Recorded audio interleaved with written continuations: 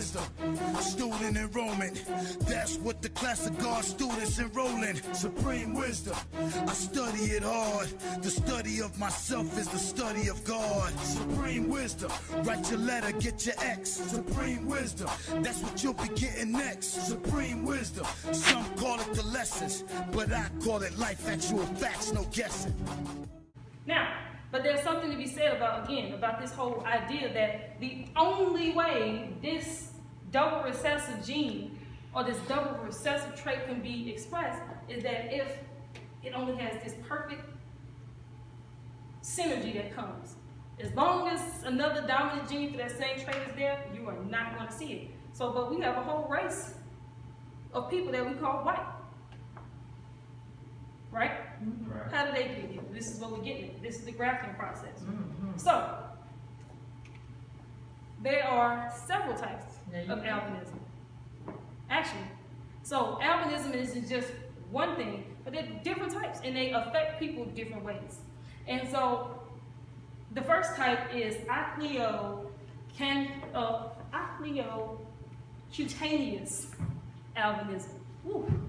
Oculocuteneous. When you talk about oculio, you're talking about the eyes. Right. When you talk about cutaneous, you're talking about the skin. Right. Okay? So those are just scientific words talking about eyes and skin. Oculocutaneous albinism affects the skin, hair, and eyes. There are several types of oculocutaneous albinism. It breaks down about 7 different types. I couldn't fit it on my slide, but there, even within this one type of albinism, there are even more breakdowns in that one type of albinism that affects different parts, okay? To answer part of your question. Then there's ocular albinism. So again, ocular eyes. It says the result of a gene mutation. A gene mutation. If something is a mutant, that means it's not normal. Teenage Mutant Ninja Turtles, right? X-Men were the mutants, right? Have you ever wondered why they call X-Men? Didn't I say a chromosome is shaped like an X? Right. If you unwind it, you get these 2 straight lines, but they wrap around each other and kind of make an X. Like you said, DNA is a spiral. If you cut one portion of it, it might look like an X from a certain point of view, right? And even in the X-Men movie, they had this whole joke when the guy he told his parents that he was a mutant, and the mom bust out crying, right? And she was like, "Oh my God, this is my fault." And then the guy's friend was there, who was also a mutant. He said, "Actually, well, it was his fault because he said the males are the carriers of the mutant X gene." But X, you talk about genetics. But it says that the mutation on the X chromosome and occurs almost exclusively in males. What? Ocular albinism occurs almost exclusively in males. So there are some certain genetic traits that are carried exclusively only on the X chromosome that you inherit, okay? Because we know women are XX, men are XY. So even males have X chromosomes, and some is carried almost exclusively on the X chromosome in males. It says this type of albinism only affects the eyes. People with this type have normal hair, normal skin, and eye coloring, but have no coloring in the retina, the back of the eye, okay? So they might have, everything might look all right, but again, the part that's messed up is the inside, what you can't see. So, because the retina is actually on the back of your eye, so that's the part that allows you to see different colors. So it's like, it's the membrane. It's actually a membrane on the back of your eye that allows you to see colors and shades of light. More so, it says there's also other types of albinism just that affect eyes, hair, and skin. It says there's a type of this albinism that's called the Hermansky-Pudlak syndrome. And it says this includes a form of OCA, which is oculocutaneous albinism. That it includes a form of OCA as well as bleeding and bruising problems and lung and bowel disease. So what's also being carried with this condition, in some people, it can also come with real serious negative effects. Bleeding and bruising problems, lung and bowel disease. Yes, ma'am? I just want to say that in the lesson, that it says that that white Caucasian means stale face and weak blood. To my dad. weak bone and weak blood.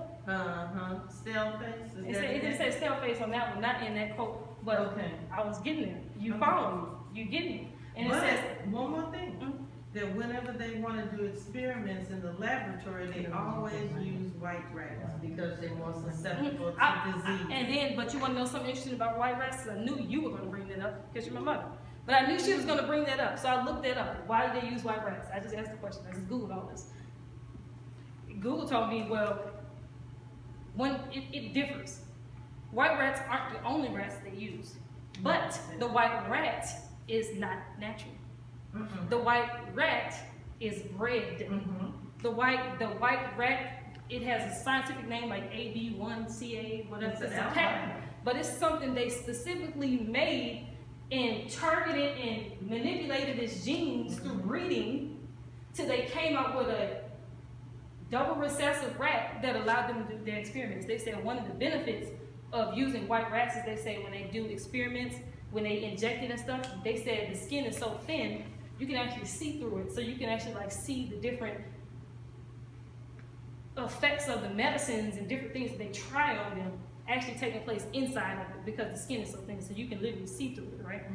And you know, in the South, we have what you said, the Blue Blood Society. That there's these group of light-skinned people who think it's like a badge of honor if you can see the blue of their veins through their skin.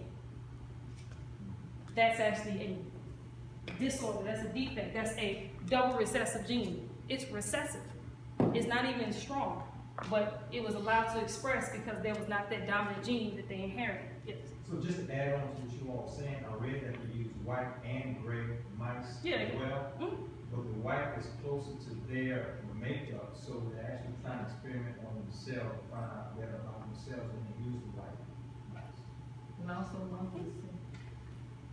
And interesting enough, you said, and I was looking at a bunch of pictures of albinos, and of course, you know, we're a nation here, so I found some albino blacks, but I also thought, because, you know, we even have albino people in the nation, so I don't want to offend, but I found that even their features, a lot of their features looked, some of them that might have had like a severe form, like I talked about these severe forms, you know, he just looks like a black man with no pigmentation. You know, this child looks like a black child with no pigmentation, his kinky hair, and his hair is white, and he has blue eyes. He has, you know, kind of brownish, maybe even red eyes. You know, he has this color hair, but he looks a little bit different. If you can really look at the picture. But all the same, these are more severe forms of albinism, which is one that also comes with the lightening of the skin, hair, and everything, but it also comes with issues where they bleed and bruise, and they have different internal issues with their internal organs. They're not healthy. They're kind of already decomposing outside, you know, outside of the body. So, and then you also have Chidiac-Higashi syndrome.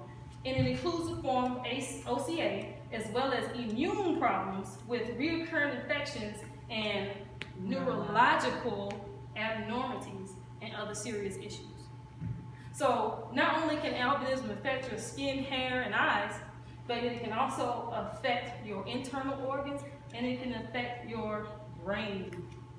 When you're talking about neurological, you're talking about the brain.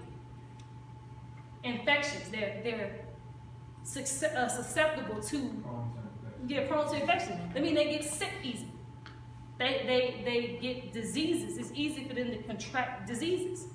And there's also a man, or a type of man, who was able to come over here and commit genocide by bringing all kinds of filthy diseases and killing the native people here because they hadn't even had those different diseases. Brought all kind of STDs and just a cold. Yeah, and all kind of biological warfare that was producing because they were a sickly people. Because one, they lived in filthy conditions, but also I purport that also because they have some form of this mutation, this defect, this genetic defect that allows them to be susceptible. I have another comment about the swine, the pig. The pig was made because of these conditions right here. That's right. For medicine for him. Right. You know. So the messenger said they're not even wrong for eating pig. Right. Right. You know, It was made for them. but, you know, we're different people. What's good for me is not good for you. Right. And I was reading another, a little research, or a little article from this guy. He was going hard. You thought he was a nation. I get to that later. But now, we saw the different types of albinism and different diseases that come along, not only with this pale skin, which is we know is recessive, but it also comes with another host of other medical adversities. So in the lessons we have, Lost Farmers lesson number 2, question and answer number 32. It says, tell us the mental and physical power of a real devil. Nothing in comparison. The mental power of a real devil is nothing in comparison with the original man. He only has 6 ounces of brain, while the original man has 7 and 1/2 ounce of brain, which are original. You follow? Right. You're talking about the mental power, right? Right. It says the devil has 6 ounces of brain, they are grafted. So not only does the original man have more brain, but it's also original. Whereas the devil has less brain, and it's not even original. And then it says the devil's physical power is less than 1/3 of the original man. The devil is weak bone, weak blood, because he is grafted from the original. Therefore, his mental and physical power is much weaker than the original man. Includes forms of OCA, as well as immune problems with recurrent infections and what? Neurological abnormal Brain power. and other serious issues. It's the same thing. Physically and even mentally, they're not even compared to us because they're weaker. Why they're weaker? Not because of prejudice, they're weaker because of genetics. They inherited and expressed the weaker side of these two people. Right. I just wanted to say about the brain. I did research on this. The human brain is between 3, you already had that, 3.5 to 4 pounds. So I'm thinking, this is just me, Yes, ma'am. that I think that this is the prefrontal cortex that they're talking about, the forebrain, the part of the brain that makes you human as opposed to a savage. Okay. All right. So, did the message just say that they're weak, physically and mentally? Yes, he did. Didn't it say that a part of this double recessiveness that you can inherit can cause you to be physical and mentally weak? Yep. All right. Now, going back to albinism. Albinism is a rare group of genetic disorders that cause skin and blah, blah, blah. It says a defect in one of several genes that produces or distributes melanin causes albinism, right? So it's the lack of the production of melanin or the not enough melanin that causes this condition. So the question is, what is melanin? Why is it so important? Here, melanin, just to keep it simple, says our skin is determined by a pigment called melanin. And it says, and while everyone has melanin, both fair and dark-skinned people. So that means, you know, man, dark skin, light skin, you have melanin. Okay? I have melanin. You have melanin. You know. But it says it comes in different forms and ratios. And it says the 2 forms of melanin are called Eumelanin and Pheomelanin. Now, if you listen to Brother Wesley, he already explained it beautifully this past Sunday when he broke down the Eumelanin and the Pheomelanin. But let's just give a recap if you did. Okay?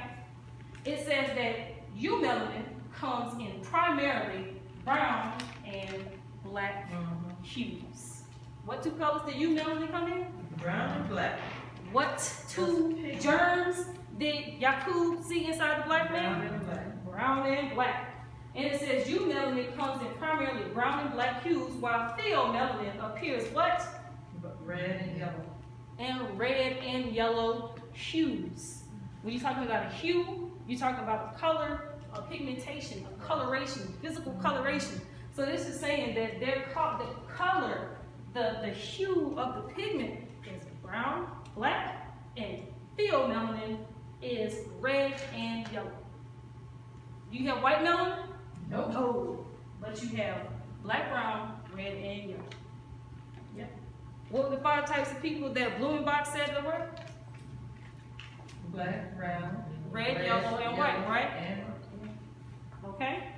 But again, the white man ain't here. Nope. And the DNA, the white man ain't even in your cells. So how do you become white? no melanin. Okay? But what does this say? It says albinism is when you don't produce none at all. So, and the way you get that is if there's a mutation. But in order to be white, that means you have to produce none. So that means no brown, no black, no yellow, no red. Now, it says it appears in it is produced in specialized group of cells called melanocytes. So here's a picture of a melanocyte. And it says this is a melanin molecule being transferred to skin cells, okay? So these little red bubbles like that, they are melanocytes, and they're used to transfer the melanin, right? And it says a melanocyte. This shows you what a melanocyte look like, but then it shows you the melanin on the melanocyte, right? And it's your skin. This is subcutaneous skin. You remember we said cutaneous means skin? This is your skin, cutaneous, all right? So we get where melanin is, right? But those are the 2 types of melanin that's responsible for your pigmentation, right? Your skin color, your tone, your hue. But there's also a 3rd type of melanin. And this 3rd type of melanin is called neuromelanin. Well, can I just say one thing about the melanocytes? The melanocytes are activated by sunlight. So, you know, you have them in your skin, but when we get this coloration, it's called hyperpigmentation because, you know, just like we talked about the photosynthesis, that's how it's activated. Right. And so basically it's like melanin can be charged by sunlight, and the melanin has different effects, but getting more sunlight is able to power your melanin. Oversimplification, putting it out there. Because the point that I'm trying to make is I'm pretty sure all of us know about melanin. Like even when I Google just melanin, so I can just get a basic definition, I got all these pictures of black women, you know, with their hair out talking about how melanin is popping. So I don't think we need to explain melanin. We know it on that sense when you're talking about skin color. But that's the difference between what you're about to go into with the neuromelanin, because that's a little different. It's a little different. Melanocytes have to do with that. Yeah, that's what I said. That's why I qualified. It has to do with pigmentation. Supreme wisdom, some call it the lessons, but I call it life, actual facts, no guessing.